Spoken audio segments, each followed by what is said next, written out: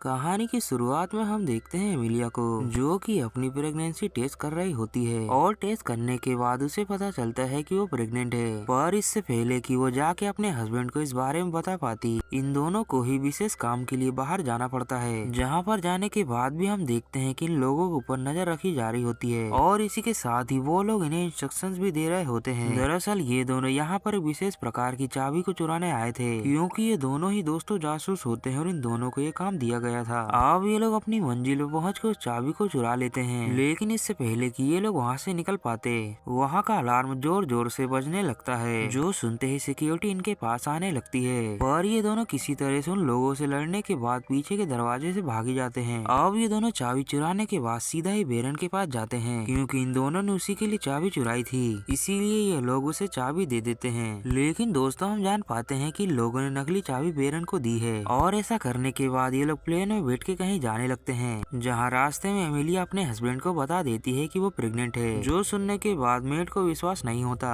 पर तभी एमिलिया उसे ढेर सारे स्ट्रिप दिखाती है, जो देखने के बाद मेट को यकीन हो जाता है और वो काफी ज्यादा इस बात से खुश भी होता है। पर इसके अगले पल एमिलिया को बाथरूम जाना रहता है, लेकिन उसे प्लेन का होस्ट बाथरूम यूज करने से मना करता है, जो सुनकर एमिलिया उससे पूछती है कि ऐसा क्यों। पर तभी वो होस्ट उसके ऊपर गन रख देता है, जिसके बाद मेट से कहता है कि वो चाबी मुझे दे दो, जो देखकर मेट उसे चाबी देने के लिए राजी हो जाता है। पर ये सिर्फ मेट की एक चालाकी होती है ताकि वो होस्ट को भटका सके, और ऐसा करने के बाद उन दोनों के बीच काफी खतरनाक लड़ाई होती है, जिस बीच वो होस्ट मेट के ऊपर गोली भी चलाता है, लेकिन वह गोली उसे ना लग के जाके पायलट को लग जाती है, जिसकी वजह से प्लेन अनकंट्रोल होके क्रैश होने लगता है, जो देखकर ये लोग पैराशूट के द्वारा वहाँ से कूद जाते हैं और इनके कूदते ही वो प्लेन पूरी तरह से क्रैश हो जाता है और वहीं ये दोनों किसी तरह से सेफली लैंड कर देते हैं। अब यहाँ पे ये दोनों एक दूसरे को जिंदा देख के काफी ज्यादा खुश होते हैं, जिसके बाद ये सीन 15 साल बाद शिफ्ट होता है, जहाँ पर हम इन दोनों के बच्चों को देखते हैं, जिसमें इनका छोटा बेटा वह इनकी 15 साल की बेटी एलिस होती है। इसके कुछ देर के बाद ये लोग इन दोनों को स्कूल छोड़ने के लिए जाते हैं, पर स्कूल जाने के बाद एमिलिया अपनी बेटी पे नजर रखती है, जहाँ वो देखती है कि उसकी बेटी किसी लड़के के साथ है, जो देखकर उसे गुस्सा आ जाता है, इसलिए वो घर आके उसका लैपटॉप चेक करती है। पर अफसोस उसकी बेटी ने उस लैपटॉप में पासवर्ड लगाया होता है, लेकिन एमिलिया अब भी हार नहीं मानती और वह अपनी बेटी के लोकेशन को ट्रैक करके वहां पहुंच जाती है, जहां जाने के बाद वो देखती है कि उसकी बेटी वहां पार्टी कर रही थी, तो ये देखकर वो अपनी बेटी से कहती है कि चलो यहाँ से। लेकिन तभी इतने में ही एमिलिया के साथ कुछ लड़के बदतमीजी कर रहे होते हैं, जो देखकर एमिलिया को बर्दाश्त नहीं होता है, इसलिए उन लड़कों से भिड़ जाती है, जिसके बाद वो उन लड़कों को बहुत ही ज्यादा मारती है। और ऐसा करने के बाद ये लोग अपनी बेटी को लेके घर आ जाते हैं, पर घर आने के बाद उनकी बेटी काफी बहस करती है, लेकिन ये दोनों किसी तरह से उसे समझाते हैं कि तुम जो कर रही हो वो गलत है। और इसके बाद अगले दिन इनके घर पे चक नाम का बंदा आता है, जो कि इन दोनों का काफी पुराना फ्रेंड था।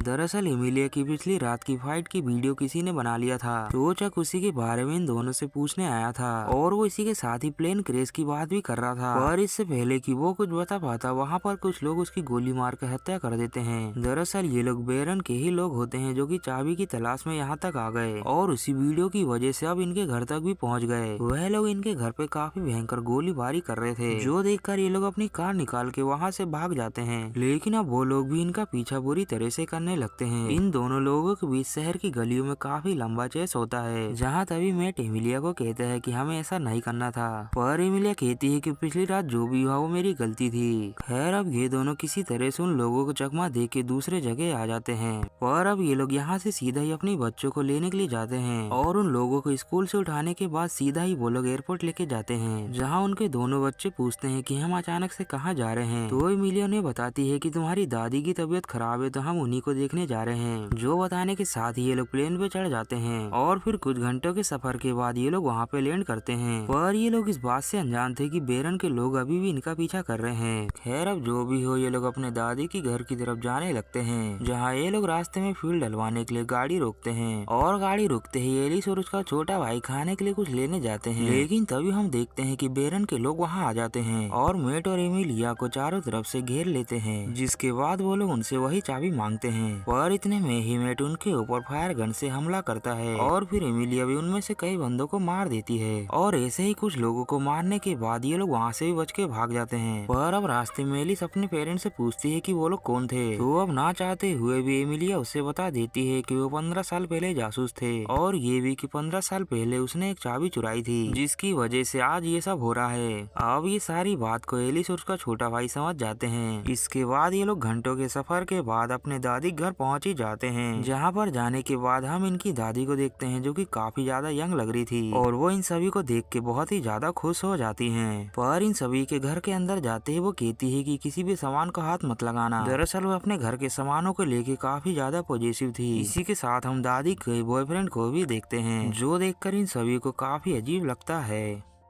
अब ये लोग काफी सालों के बाद मिले होते हैं, इसलिए बातें करके अपने शिकवे गिले दूर कर रहे होते हैं। पर ये लोग इस चक्कर में भूल चुके होते हैं कि बेरन के लोग यहाँ भी आ चुके हैं। अब इससे पहले कि ये लोग कुछ समझ पाते, बेरन के लोग इन्हें घेर लेते हैं, जिसके बाद इन सभी को बंदी बना लिया जाता है। पर ये देखकर मैट और एमिली कहते हैं कि हमारे बच्चों को छोड़ दो और उसके बदले में हम तुम्हें चाबी देने के लिए रेडी हैं। लेकिन ये बात सुनकर बेरन कहता है कि डील तो अच्छी है, लेकिन फिलहाल इस डील पे मेरी कोई इच्छा नहीं है। अब इन लोगों की बातों के बीच में हम दादी को देखते हैं, जो कि चुपके से उठती है और वह एक खुफिया जगह से गन को निकालती है, जिसके बाद दादी बेरन के लोगों पे हमला करने लगती है। और ये देखकर मेट और इमिली भी बेरन के लोगों पे हमला करते हैं। पर तभी बेरन ये देख के इनके दोनों बच्चों को बंदी बना लेता है, जिसके बाद वो इन दोनों को अपने साथ ले जाने लगता है। गन पॉइंट पे रख के बेरन उन दोनों बच्चों को वहाँ से उड़ा ले जाता है और ये सभी देखकर कुछ भी उसका नहीं कर पाते। पर इतने में ही इनका ध्यान सीसीटीवी कैमरे की तरफ जाता है, जहाँ पर इनके बेटे ने खुफिया तरीके का साइन बनाया था, जो देखते ही एमिलिया समझ जाती है कि उसके बेटे ने मोबाइल रखा है और वो उसके द्वारा उसकी लोकेशन को ट्रैक कर सकते हैं। अब ये लोग कुछ ही देर में उसकी लोकेशन को ट्रैक करके वहाँ पहुँच जाते हैं, जहाँ पर जाते हुए एमिलिया को अपने बच्चों का काफी डर लग रहा होता है। और ये लोग वहाँ घुसने के बाद काफी ज्यादा तोड़फोड़ करते हैं और काफी लोगों को मारने के बाद इन्हें पता चलता है कि दरअसल बच्चे दूसरी जगह पे हैं। पर ये लोग वहाँ की लोकेशन भी निकलवा लेते हैं, जिसके बाद ये लोग वहाँ पहुँचने के बाद भी लड़ाई करने लगते हैं और शहर की कुछ गलियों में तोड़फोड़ करने के बाद इन्हें अपने बच्चे मिले जाते हैं। और वहीं बात रही चाबी की, तो ये लोग चाबी को दादी के बॉयफ्रेंड को दे जाते हैं। दादी का बॉयफ्रेंड देखता है कि इसमें कई सारे लोगों के नाम हैं। दरअसल उस चाबी के द्वारा कई सारे लोगों का डाटा खुलता है और उनमें कई सारी बड़ी बड़ी हस्तियां होती है, जिनके काले कार नामों का कच्चा चिट्ठा यहाँ पे था, जिसे देखकर वो बॉयफ्रेंड तुरंत ही वहाँ डिलीट कर देता है। और फिर इसके हमें कई हफ्तों के बाद का समय दिखाया जाता है, जहाँ एलिस बाहर जाने की परमिशन अपने मॉम डैड से लेती है, जिस पर वो लोग उसे परमिशन दे देते हैं और इसी के साथ ये कहानी भी यही एंड हो जाती है।